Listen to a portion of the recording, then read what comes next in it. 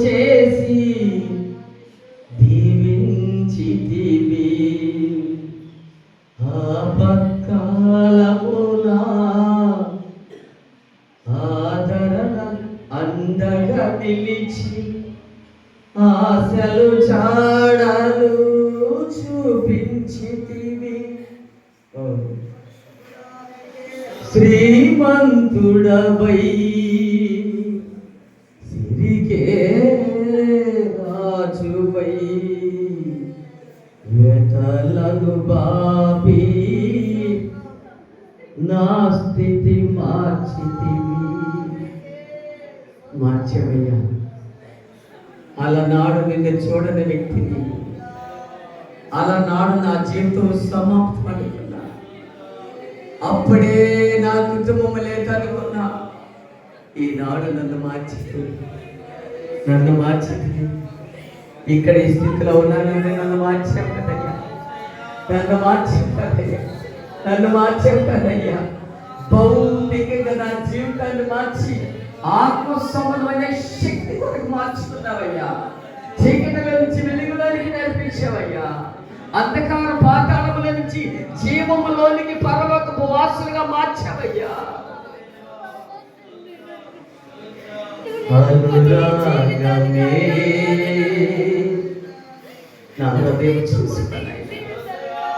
నా హృదయం చూసుకో. నీ దాసుడి రాత్రి చెప్పిన ప్రతి మాట నా హృదయం చూస్తే బాగా చూసుకో. నీ చిత్తానుసారంగా ఉన్నానా లేదు నీకే తెలుసునైనా, నీ ఇష్టానుసారంగా జీవిస్తున్నా నీకే తెలుసునైనా. ఉపవాసం ఉన్న ప్రార్థన ఉన్న సంకములా కనపడుతున్నా, చెడుని విసర్జించానో లేదో నీకే తెలుసు. అనురాగంగా ఉన్నావైనా నువ్వు నేను, నీవు నాలో ఉన్నావు నేను నీలో ఉన్నాను. ఇదే కదా పరిశుద్ధాత్మ సహకరణ. అనురాగమే నీ ఐశ్వర్యమా సాత్వికమే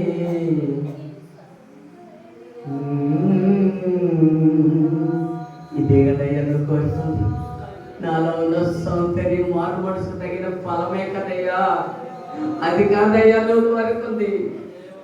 ఆ ఫలాలు ఫలిస్తూ నీకు సాత్వికుడిగా కనపడితే, నువ్వు సాత్వికుడు, నువ్వు పరిశుద్ధుడు, నేను కూడా అలాగే కనపడితే నేను నివాసన చేసి అదిగో తండ్రి దగ్గర కలుసుకుంటాం. నాలో ఉన్న నా దేవుడా, పరిశుద్ధాత్ముడా, అలంకరణతో రాత్రి నాసి మాట్లాడే ఉపవాసం ఉన్నా, ప్రతి దాంట్లో సహకరిస్తున్నా. నిజమే, నా హృదయం ఒక చెడు తలపుంది. హృదయ రహస్యాలు ఎరిగిన వాడా, ఈ రాత్రి మార్చుకుంటానయ్యా. ఇప్పటికైనా పర్వాలేదు బిడ్డ, రాత్రి నా కట్టిన హృదయాన్ని మార్చుకుంటా, నా కట్టిన జీవితాన్ని మార్చుకుంటా. హృదయ శుద్ధి కలిగి నీకు కనపడతా. నాలో మనసు మచ్చ డాగు లేకుండా ఈ రక్తములో మరలా కడుక్కుంటానయ్యా.